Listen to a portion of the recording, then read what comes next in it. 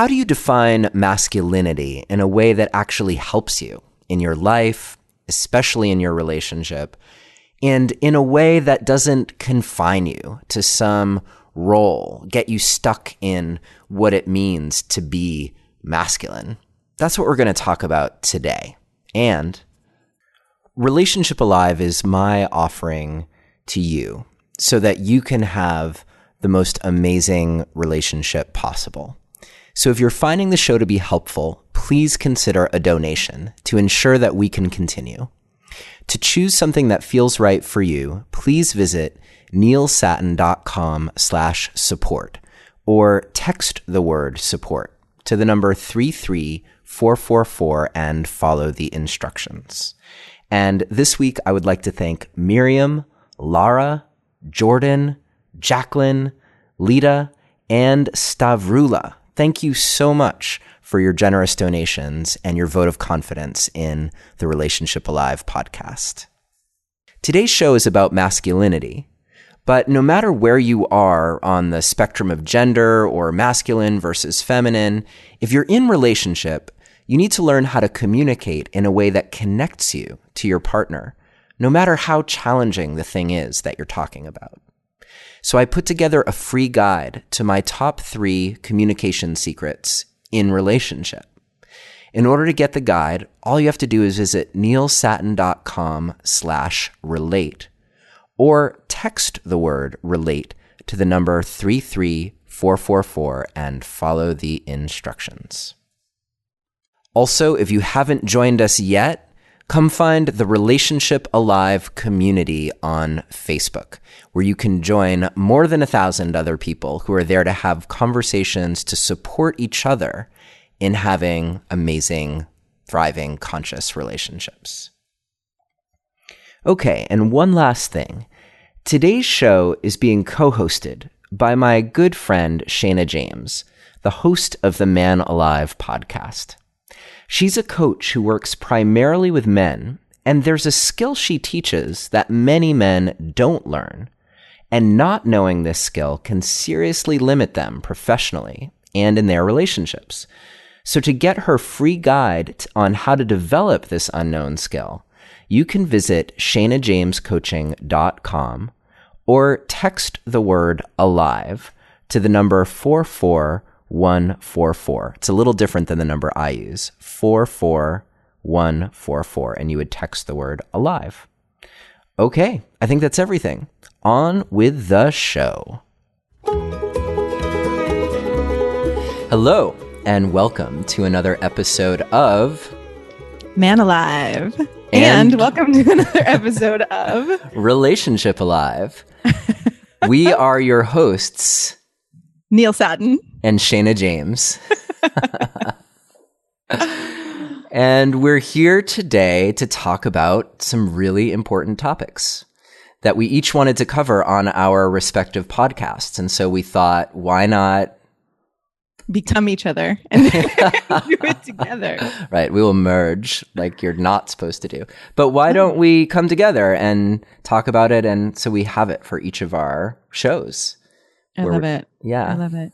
Yeah. We've been really going back and forth around this idea of the stereotypical masculine and some frameworks out there that in some ways have been really helpful for men and have had men step into more of their power and confidence and have, deeper connections.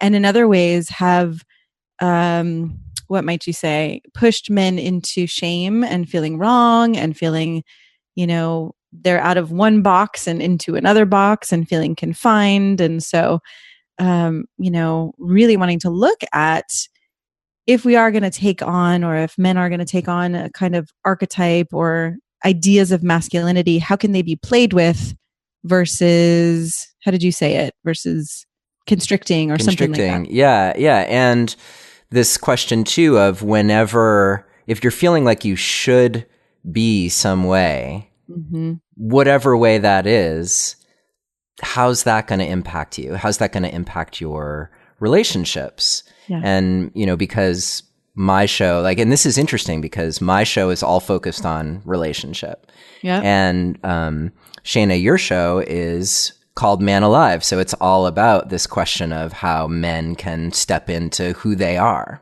Yep. And I was wondering before we got on, I was thinking, like, is there a difference? You know, is there something about men stepping into who they are where that could in and of itself get in the way in relationship? Interesting. The question being, if men are themselves, for lack of a more specific way to say it right now, right? Like if a man actually discovers who he is, his own needs, his desires, his truth, could that actually get in the way of a relationship? That was the question. That's the question. Yeah. And I say that because when I'm looking at a lot of, and I like the word you use, frameworks, when I'm looking at some of the frameworks that are becoming more and more popular now as a way of, I think, reeling ourselves back from men and women being the same. And so trying to reclaim some of the polarity and the difference and the beards, I guess.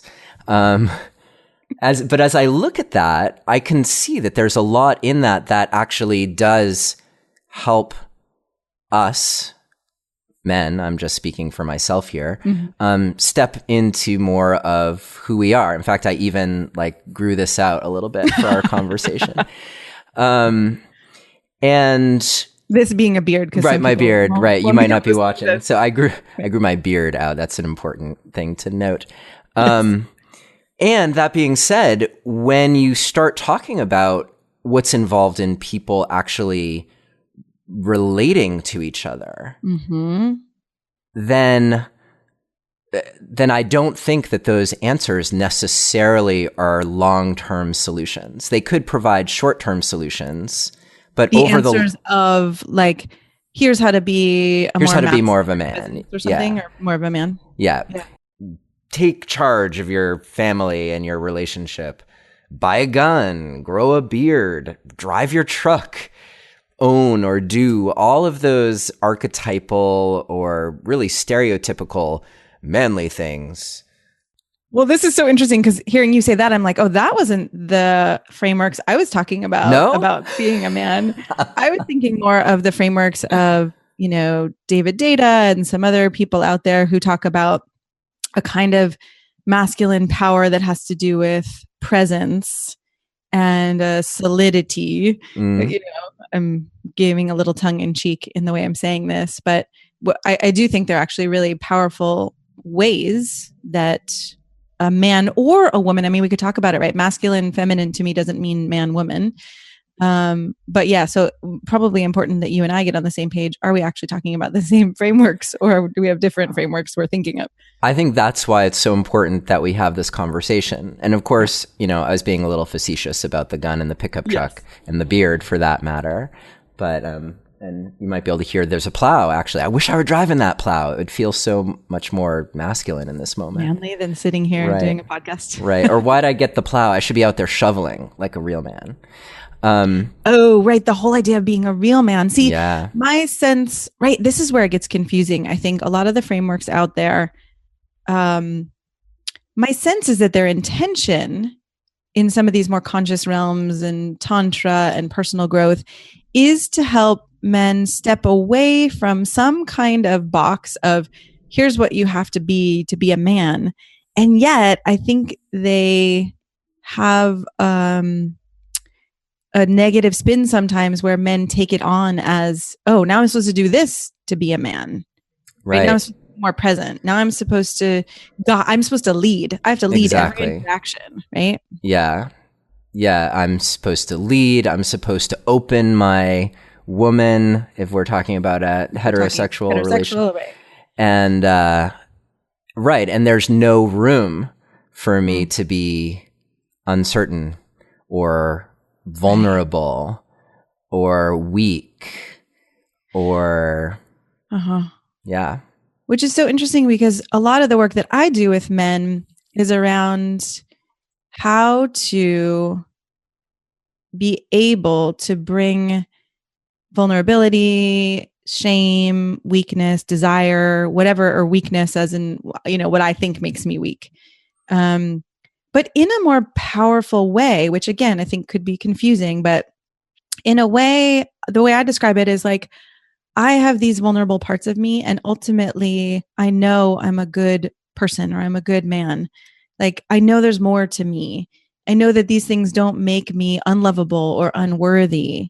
And so I can bring these forward in relationship or in other, any kind of relationship, but let's say also romantic relationship with a partner, and not fall into, I need you to tell me I'm okay. I need you to tell me I'm good enough. I need you to fix me or make me feel better about myself. Right. Right. So there's that sense of how do you enter a relationship without either partner feeling like, wow, you're here to save me. Right. And whatever that translates into, if it's one partner needing to be the hero of the relationship, or one person needing to be the caretaker of the relationship. Right. And the other needing to be saved. Yeah. But then what is it like to come into a relationship knowing that there's potential for healing and growth without needing to fix or save each other, right? Like, that to me is a kind of mastery. Can we love each other through these challenging moments of vulnerability for both of us, whatever gender we are? And that's one end of the spectrum. That to me feels a little bit more like the yin, or the a certain kind of foundation of connection. Mm-hmm. And then you also mentioned earlier polarity, right? Then, like, how do we keep that spark alive also? Yeah. Yeah. And this is an important place as well, because I think, the reason that the more stereotypical kinds of frameworks hold so much power is if you're in a relationship where that's not happening at all, then you can hear that and feel like that's exactly what's missing. Like, I need that.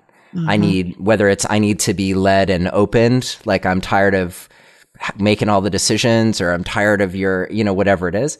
Or it's like, yeah, I need to like step more into that powerful presence.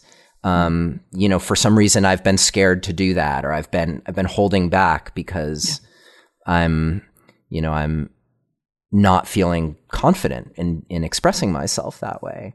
So if that's the place you're in, and then you hear someone saying like, yeah, step into your power and lead and, be opened, or whatever it is, then it can be like, wow, what a relief. Like, yes, let's do that. Right. Gives permission in a way, like, oh, I can lead and I can take charge, and I don't have to be that asshole I saw my dad be, or some other men in the past who were doing it without care for other people. Right. I've definitely seen that help men, feel more empowered. Yeah. Or but. And it's like, well, two things come to mind. One is that it can certainly infuse some energy into a situation like that feels stale or stagnant, like where it's just, you need something to get the whole thing moving. But on the flip side, there is this question, and this is something I've talked about on my show, you've probably talked about it on yours, of as soon as we're stepping into roles or scripts of how we're supposed to be, that actually can kill the things that create juice in a relationship, that are about being in the moment, being spontaneous, owning who you are, which to me doesn't have anything to do with, whether my wife can hold my beard while we're having sex. And you mean that metaphorically? What does holding your beard mean? Well, I was just imagining, like, I've grown out this big beard. I don't have a big beard like that, but it's like, just saying, yeah, that there's a point where even if we're wearing the costume that we're supposed to be wearing,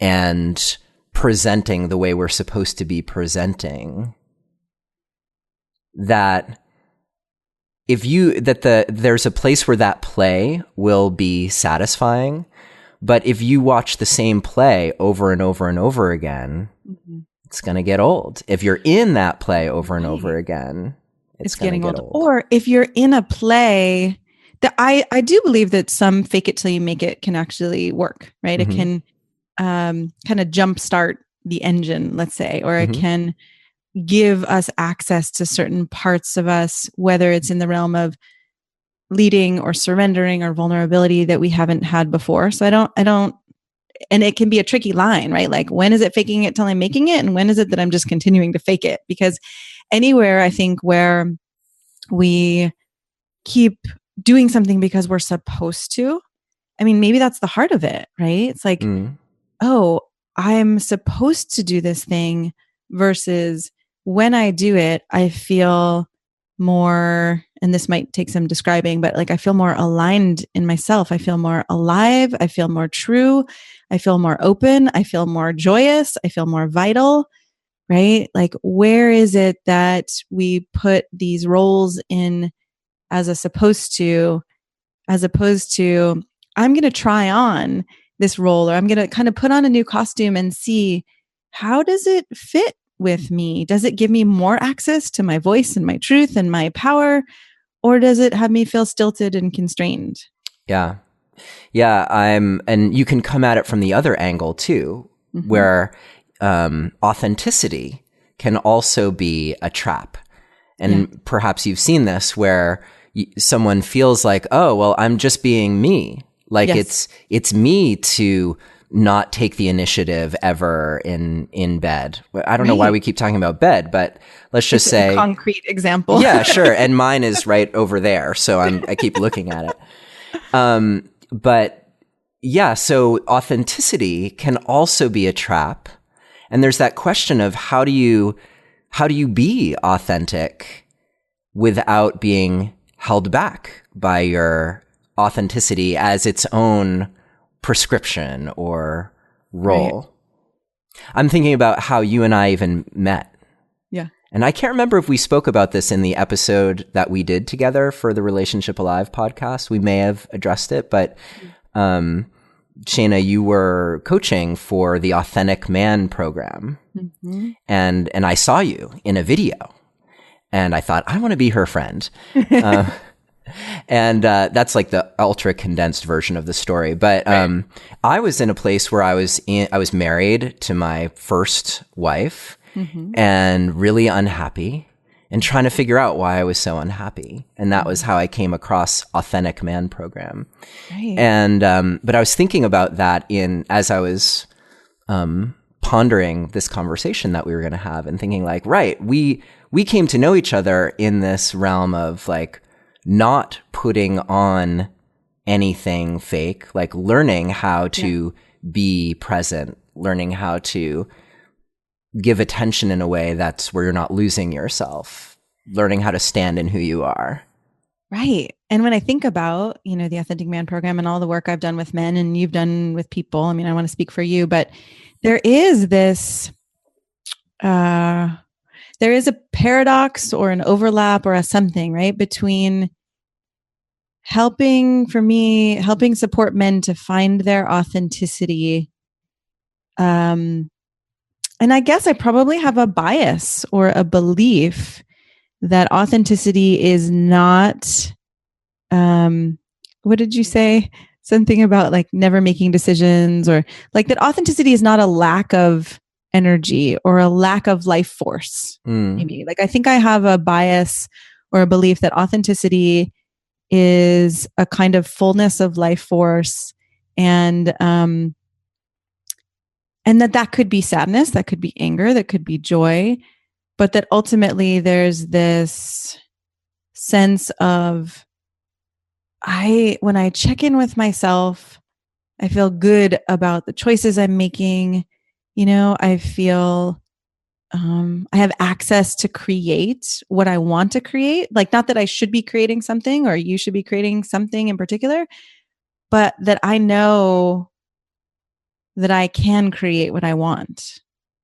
And so, right. So if a man comes and he's, I've often said this, right? Like some men have more of a heart based, and some men, there's humor, and other men, there's just intellect that is through the roof. And other men, there's more of like this mysterious quality. And I don't try to steer men toward one way or like a cookie cutter mold, but more to find what is your unique expression. Yeah. Yeah. I appreciate that there's not this sense that any one of those things is necessarily bad. Though when any one of those things is running the show, yes, that's where you end up disconnected, or you lose access to parts of you that help you connect. Exactly. And we're talking about it in this realm of connection, and that's where I tend to dance is like, okay, if I'm coming to you and it's maybe a little easier when you think about like, I'm angry or I'm really sad about something, but I want to even think like, what if I were really depressed and exhausted? What if I were spent? So this is like stretching what we're talking about a little bit, because that is maybe a state where you're not in your energy, in your power. Yep. How do you be authentically that, wow, I'm depleted? But in relationship, how do you bring that so that it is a force that connects you? So even if you're depleted, you're still able to be with the person that you're with.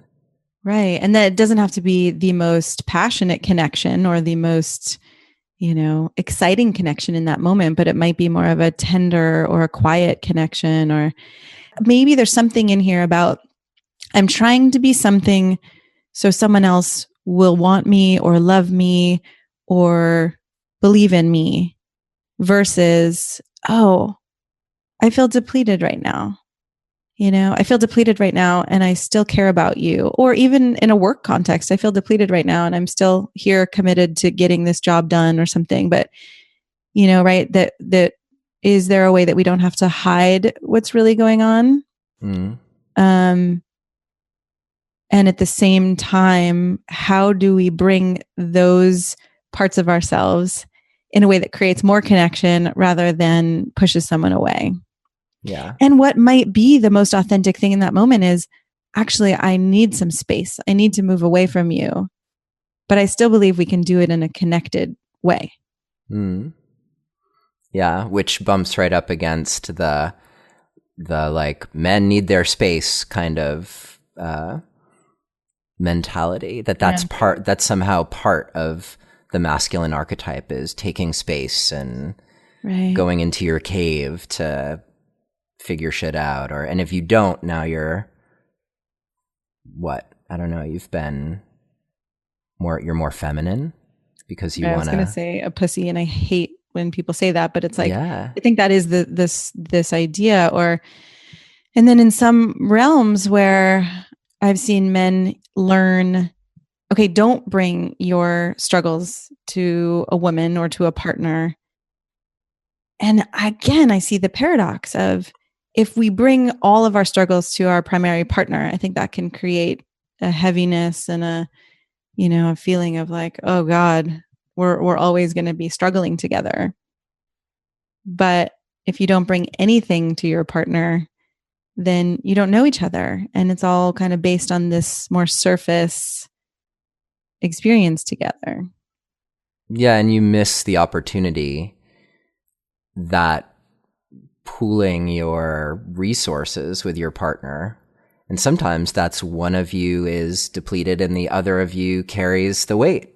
Right. And that's not gender dependent, or spectrum dependent, Well, I was just going to say, so it's a dynamic. Yeah. And the question for me is, when you're talking about polarity, the whole point is to create a dynamism in your connection. So how do you keep things dynamic? You don't do it by necessarily being the same way all the time. That's for sure. Yeah. And I like that you just went back to, what's the point, right? What's the why? What are we going for here? Yeah. And versus, I've learned the art of setting context for something, right? Like, I'd like to try leading you around for the next 10 minutes because I want to see what it feels like in my body to unapologetically take control while still being connected to you and your heart and what's good for you, versus a lack of context, which is just like, I want to try taking on this role. Like, I want to lead you around. Or, there's a way, I think, when we know for ourselves why we're doing something and when we can communicate it to others, it puts us, I think, in a deeper place of connection of, oh, now we're more on the same team. We're trying something out together. We have a sense of why we're doing what we're doing. And then I think, if you have a why, there could be endless number of hows to get there, right? Versus I'm going to focus on what's the correct how. Right. Yeah. Yeah. Yeah, I like that. I like how what you're talking about sounds so collaborative. Yeah. That, because that's another relationship problem, right? Where each person feels like they're alone in their silo to try and figure out how the hell to make a change or make a difference, or like they just got to figure it out. And that can sometimes really feel true when you're in relationship with someone who's a little shut down and who doesn't want to have the conversation about, like, I don't want to be invited into leading you, or I don't want to be invited into being led by you. That sounds right scary, or I'm not even there, or that could be a whole nother conversation of like, what do you do? Maybe I imagine you've addressed this in your podcast. What do you do when you have a partner who doesn't feel willing or isn't wanting to stretch or grow or expand or change things if there's something that you're wanting? I mean, that's a whole nother ball of wax we could get into. It's one thing about, I think, what we were talking about before we officially started, which is conscious relationship, and how our relationships really do require something different. And this is something I think about a lot because I work with a lot of couples where one of them is in that situation. And the question does come up for me, like, does this mean that there are a lot of partnerships that really aren't destined to stay together because one is just going to be on a growth path and the other one isn't and has no interest? Yeah. And for me, that balances out with having experienced, actually, that even like having a foundation of like, yeah, I want to be a better person. There are times when I don't feel like changing. There are times when I'm stuck in who I am. There are times where, Chloe, my wife, where she will say, point out something that is, represents an old pattern of mine. Yeah. And I'm irritated and I don't want to do anything about it. Like, so there is space in a situation that feels hopeless if you can stay engaged. And that's really the art of what you're talking about, is like, how do you show up even then in a way that doesn't become about, well, you should be growth oriented, because otherwise how are we going to have a conscious relationship? That doesn't become that, because now it's just become oddly confining, even though it's about growth and change. I mean, at some point you got to be able to figure out, like, all right, are our values aligned enough that we're on this journey together, or are they not? Back to values. Yeah. I just did a conversation last week where we got into, what are each person's values and how often people don't necessarily know their values. I mean, I remember doing some coaching before I got married, and we did some values conversations and where our values were differing and where they were the same and overlapped. And and in some ways, we still ended up getting divorced, and we both, I think, are on a path of growth, but a different kind of growth. Or, then we had a kid and all kinds of things started to show up. So I think I also want to speak a word to the complicated nature of relationships. And in our culture, it can seem like if you don't stay together with someone, it's a failure. But I'm also aware that now I don't know, we're on a different topic in a way of conscious relationship and what is conscious relationship, or how do we stay connected? How do we collaborate? How do we be on the same team? And maybe it's all still, I think it all still is connected, but also this idea of how to not get stuck in a stereotypical masculine role as we're becoming more conscious, maybe. Right. I think where I start to get a little nervous is where these frameworks, as you've been talking about for masculinity, where they potentially become problematic, where they're actually, if you're not bringing consciousness to them, then they become the source of problems. And I can't help but think at the moment of Me Too, and just how much of that is about more like this shadow masculinity, right?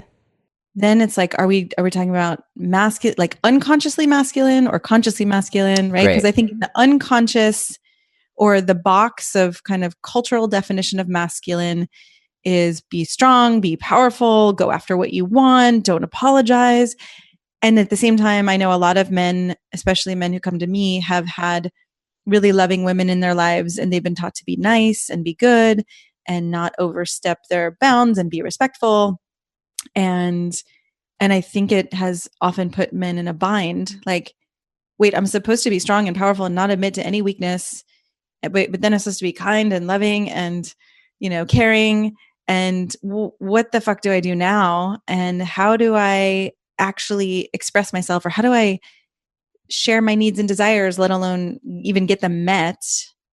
And so I think the next step, I don't know, maybe this is arrogant to say or too conclusive, but it feels like there's a step in masculine evolution where, and sometimes the way I talk about it is head, heart, and sex, or head, heart, and balls balance, right? This way of both heart and love and care and sexuality being, the dials turned up in a way to 100%. Like, I don't have to give up my heart and my care to be very powerful or sexual or,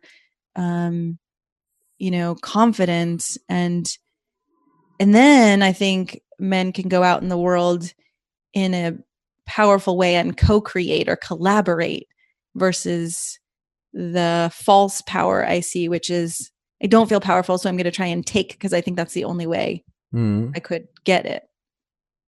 Yeah. Yeah.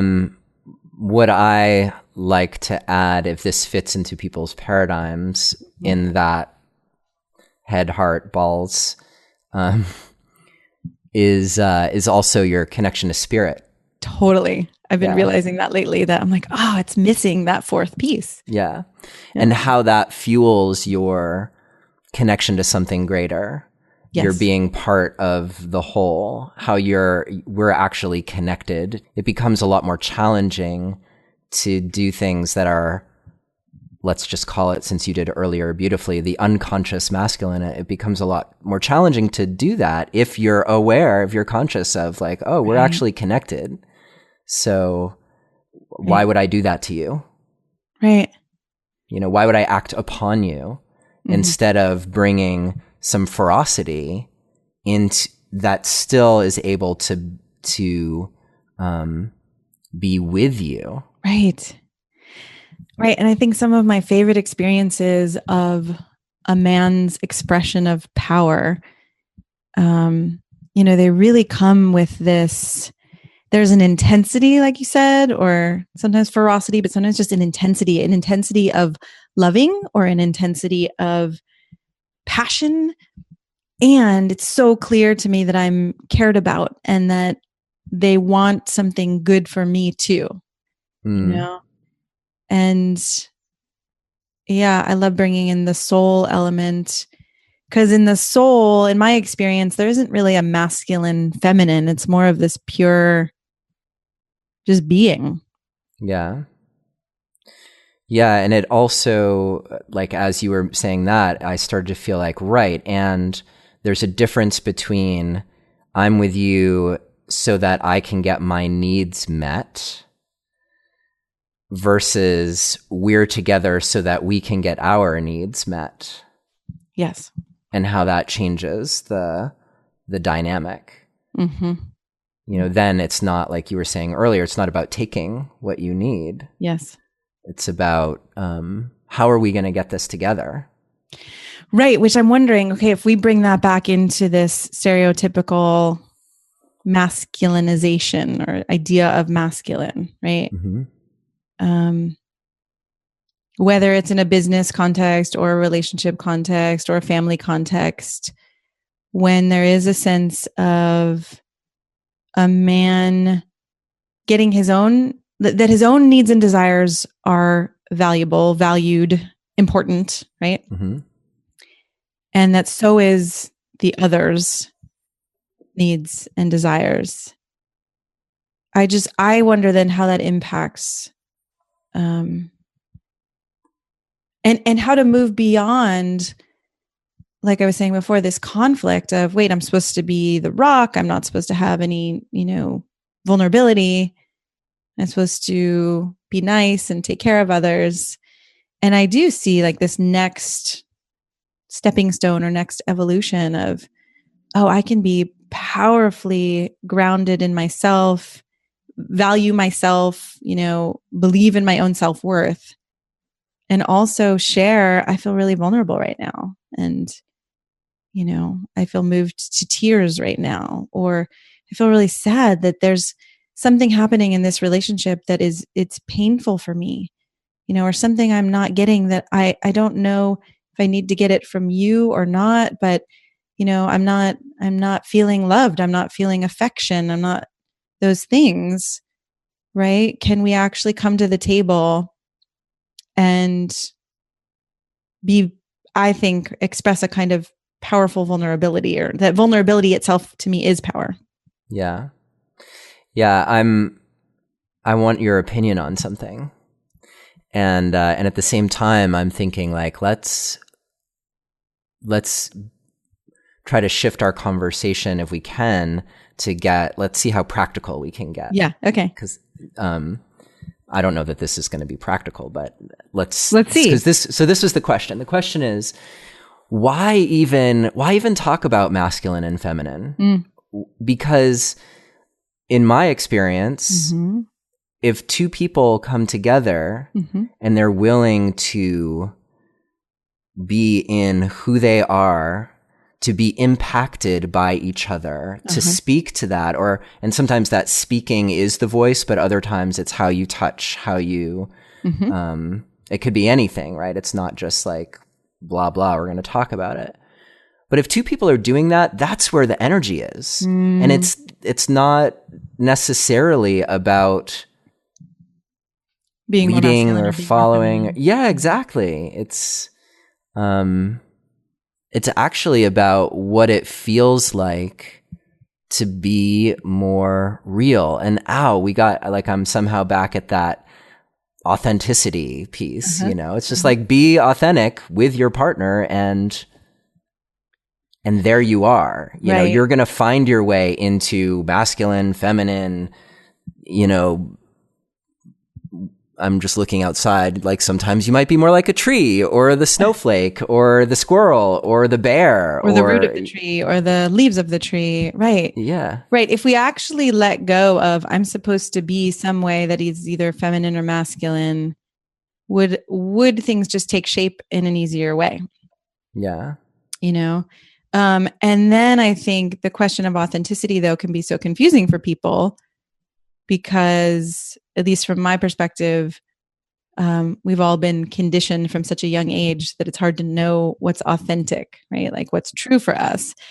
But in the context, I found myself saying this recently, like, I feel like an explorer, I love to explore dynamics and the inner world and the outer world. And well, what happens if I do this? And how will you react if I do that? And I wonder if there's a context of play, like, and I don't know that I have an answer for this, but I like the idea of taking on experiments and time-bound experiments. And so for those who are in relationship, what might it be like for a day or a week to say, you know what, I'm going to let go of any ideas of masculine, feminine, anything. And I'm just going to see what I feel moved to do. Some of that might be scary, right? Some of that might feel like this is really awkward or uncomfortable, but I'm noticing I feel moved to cry in your arms, even though I don't even know if I can, or I'm noticing I feel moved to, take you into the bedroom and have my way with you, or like any of those things, man, woman, masculine, feminine aside, that could be a really interesting experiment. And the opposite could be interesting too.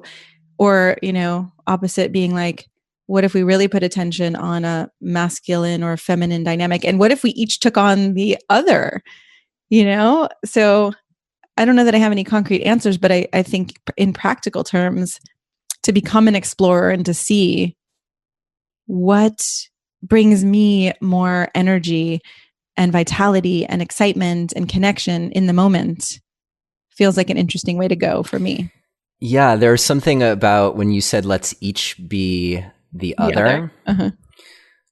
What that sparked in me was, right, that makes a ton of sense, because if I'm going to be more feminine, let's say, in that context, hanging out with Chloe, then the odds are that I'm going to do it in a way that on some level I'm looking for, or that I feel is lacking. It's almost like if she were to be like, well, tell me how to be a woman, I don't really know. Or tell me how to be a man. Like, I don't know what you're missing. I'm just being me. Like, show me. And I could see that being valuable. Though there's some potential for it to feel like you got to be in the spirit of play. Exactly. Right. Yeah, you don't want to be in the spirit of being critical or judgmental, or I'm going to show you what I've been missing from you. But right, and what if it's just about me? It's not about what I've been missing with us. It's more like, oh, do I let myself, when I look at the whole spectrum of how I could express myself and what I could do and say, where are the places I'm not thinking it's okay to go? And for a lot of people, that's anger. For me, I've also noticed it's joy. I hold back my joy. If someone else feels less joyful than me, I feel a little guilty feeling joy or playful. And I've seen that for other people too. So again, maybe another practical way is starting to consider, and you could do this even with a partner or a friend, like, where do I see you holding back from what could be called a natural expression, right? And that, with anger, we don't have to take our anger out on someone or blame or attack someone. But at the end of my last relationship, I had this really interesting experience where, I started getting a little more frustrated.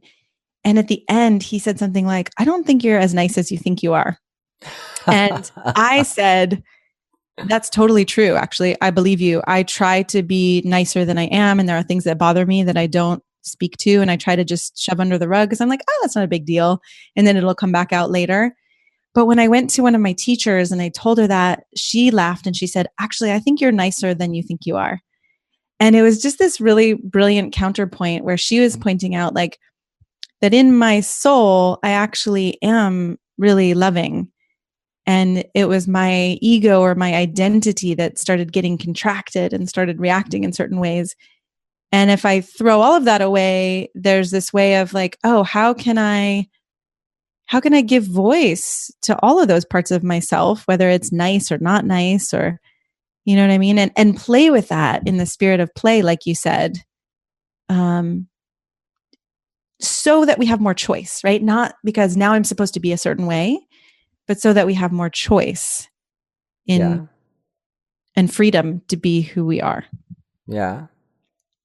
Yeah, just to be clear, I wasn't saying that we should embody what we want in our partner. I was just postulating that could maybe happen. What emerges is that because our idea of what that other is, if it's something we're wanting from our more of from our partner, then we're gonna show it in the way that we've been wanting it. Right. That could be. Yeah. Very interesting. And that could go for, like, you could decide, I'm going to play in the realm of being more like a tree. Like, what is it like to be the grand oak that lives for hundreds of years for the next week? Yeah. And what kind of perspective does that give me if I bring that to our interactions versus, like, yeah, I'm going to be the sapling that just grew. Yeah. And is new and bendy and playful, and it's a totally different. So you can play with. I mean, who says you have to be masculine and feminine? You could be any of these things in the spirit of trying out a new repertoire. Yeah, I like that. And it's something that you can do on your own without telling your partner. Though if they're tuned in, they might be like, "What are you doing? Like, why are you standing there with your arms outstretched all the time?" I love that. I'm just wondering too, as we're wrapping up, if there's anything we each feel called to say. And maybe, I mean, I feel moved to continue exploring this and see if there are any more practical ways to apply this. Cause I think, this has been a very, in some ways, roundabout conversation, but I like conversations in that it brings up, it has us question our norms and structures and ways that we've held ourselves and thought we had to be.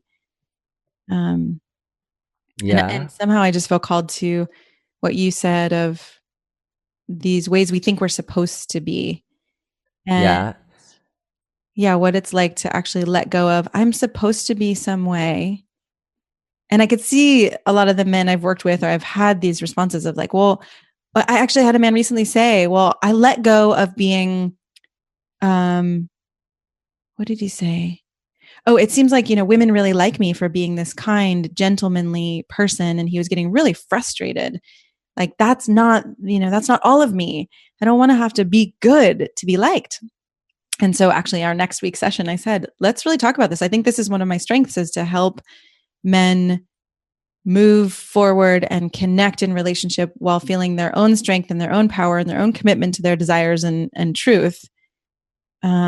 While also being able to connect and still have their care. It's like that balance again between, the sex and the heart, or the whatever that kind of passion and heart, or strength and heart. Yeah. I think what could be really helpful if someone was inclined to do this. So if you're listening and you're thinking, how can I get more related to what these guys have been talking about? I could see listing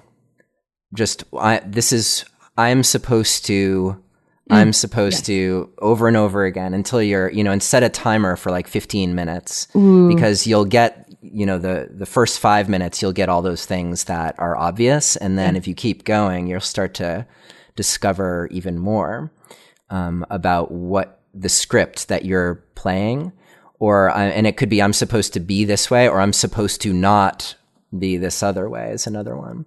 I love that. I just thought you and I should both do that and post ours and be vulnerable with that. Oh, okay. I'll do that. And then if you're in relationship, it might be great to share that. And another twist on that could be, I think my partner wants me to be. Ooh, that's a great one. Yeah. So, and again, try to exhaust yourself in terms of what you write. So it's not just the first things that come to you. Yeah, right. It's not what you already know, that you surprise yourself. Right. And then when you can share that with your partner, there may be things where they're like, oh yeah, I actually do want more of that from you. But I'm seeing how you think you're supposed to be this way. And, it becomes a great opportunity for you to be in dialogue about, and to surface the roles that you each think you're supposed to be following. Yes. Yeah. I love that. And again, in service of choice, more than now I'm supposed to let go of these roles and take on some other role, right? Like, I think that's the endless hall of mirrors that we can get stuck in sometimes, and to feel that sense of choice. Yeah. Yeah, and that's an interesting one, because what do you do with, like, you're supposed to be present? Yeah. like, I'm going to tell you that in terms of how I see successful relationships, if you're not willing to be present, then you're screwed. Like that. And that doesn't mean I have to walk around 100% of the time being present. I get to actually, say to my partner, are you able to be present right now? Or can we have this? When would be a good time? Yeah. We do have to be willing to show up for each other, I think, in that way. Yeah. Yeah. So we are being a little prescriptive. But I feel like what we're being prescriptive with are with values that actually allow for a lot of flexibility. Yes. Versus stereotyped roles and ways we're supposed to be. Maybe we just brought it all the way back. Yes. All right. Well, I think we could do part 2 and part 100. I think we could keep going with this. Probably. I like this. But for now, that feels like a good place to come to a completion. Yeah. Shana, it's always great I'm so glad that we're friends, and it's such an honor to have you back on Relationship Alive. Thank you. I love that we're friends too, and colleagues, and that you continue to inspire me, and we continue to talk about what it's like to be in relationships and new relationships, in our later life, and to grow and to be on this path of trying to figure out what the hell this is all about. So thanks for doing this with me. Yeah, absolutely. Thank you for listening to another episode of Relationship Alive. If you like what you've heard and want to make it easier for other people to find out about us, please take a moment to subscribe to our podcast and to rate and review us on iTunes. If you have questions or comments or want to continue the conversation, you can always join our Relationship Alive community Facebook group. And for more information about today's episode, visit us online at neilsatin.com/podcast. Or you can always text the word PASSION, PASSION, to the number 33444 for more information. Finally, do you have a burning question that you're hoping we can have answered here on Relationship Alive, either for a future or past guest? Let me know and I'll see what I can do. Take care and see you next time.